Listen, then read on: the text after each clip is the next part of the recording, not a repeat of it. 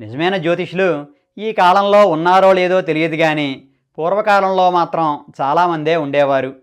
శ్రీకాకుళం జిల్లాలోని బోరాడ అనే అగ్రహారంలో సుమారు 150 సంవత్సరాల క్రితం పిడపర్తి పెద్ద దక్షిణామూర్తి శాస్త్రి గారు అనే గొప్ప జ్యోతిష పండితుడు ఉండేవారు. అప్పట్లో ఆయన పేరు తెలియనటువంటి తెలుగువాడు ఉండేవాడు కాదట. ఆయన వీధిలో నడుచుకుంటూ వెడుతుంటే ఎదురుపడ్డ జనాలంతా కూడా చెప్పులు విప్పేసి మరీ ఆయనకు భక్తిగా నమస్కరించేవారట. ఆయన ప్రసిద్ధి అంతటిది. శాస్త్రి గారు ఒకసారి తమ గ్రామానికి సంబంధించినటువంటి ఒక పని మీద కోర్టుకు వెళ్లాల్సి వచ్చింది. ఆయన కోర్టు హాల్లోకి ప్రవేశించగానే అక్కడ ఉన్న వకీళ్ళు, వాదులు, ప్రతివాదులు, జనాలు అందరూ లేచి ఆయనకు నమస్కరించారట. అక్కడ ఉన్నటువంటి బ్రిటిష్ జడ్జి ఆ సంఘటన చూసి ఆశ్చర్యపోయాడు. ఎవరయ్యా ఈయన అని ఆ ప్రక్కనే ఉన్న వకీల్ని అడిగారట. ఆ వకీలు జడ్జి గారితో, ఆయన పెద్ద దక్షిణామూర్తి శాస్త్రి గారండి, గొప్ప జ్యోతిషుడు, ఆయన చెప్పిన జోస్యం పొల్లుపోవడానికి వీల్లేదు అన్నారట. జడ్జి గారికి కుతూహలం కలిగింది.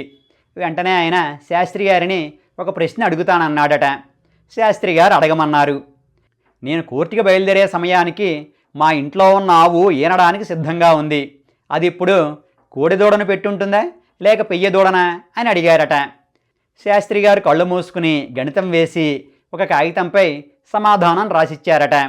జడ్జి గారు వెంటనే తన నౌకరిని ఇంటికి పంపించి విషయం కనుక్కున్నారు.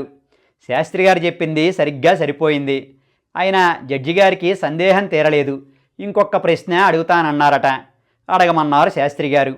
అప్పుడు జడ్జి గారు, నేను ఈ కోర్టు నుంచి బయటికి వెళ్ళేటప్పుడు ఈ కోర్టు హాలుకున్న 4 ద్వారాల్లో ఏ ద్వారం గుండా వెడతానో చెప్పమన్నారట. అప్పుడు శాస్త్రి గారు మరలా గణితం వేసి ఒక కాగితం మీద సమాధానం రాసిచ్చారు. అది ముందుగా చూడకూడదు కాబట్టి జడ్జి గారు ఆ కాగితాన్ని జేబులో పెట్టుకున్నారు. ఇంతలో కోర్టు సమయం పూర్తయింది.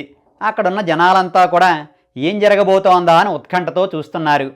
జడ్జి గారు చిత్రంగా ఆ 4 ద్వారాల గుండా వెళ్లకుండా ఒక కిటికీ గుండా బయటికి వెళ్ళారు. శాస్త్రి గారిని బురిడీ కొట్టించానని సంబరపడిపోయారు. కొన్ని వందల మంది చుట్టూ చేరగా ఆయన తన జేబులో ఉన్న కాగితం తీసి పైకి చదివారు. అందులో, నువ్వు ఈ 4 ద్వారాల్లో ఏ ద్వారం గుండా కూడా బయటికి వెళ్ళవు, ఒక కృత్రిమ ద్వారం గుండా అంటే కిటికీ గుండా బయటికి వెళతావు అని రాసుంది. జడ్జి గారితో సహా అక్కడ ఉన్న జనమంతా కూడా శాస్త్రి గారికి నమస్కరించుకున్నారట. ఈ విషయం శ్రీపాద సుబ్రహ్మణ్య శాస్త్రి గారు తన ఆత్మకథ అయినటువంటి అనుభవాలు జ్ఞాపకాలలో రాసుకున్నారు.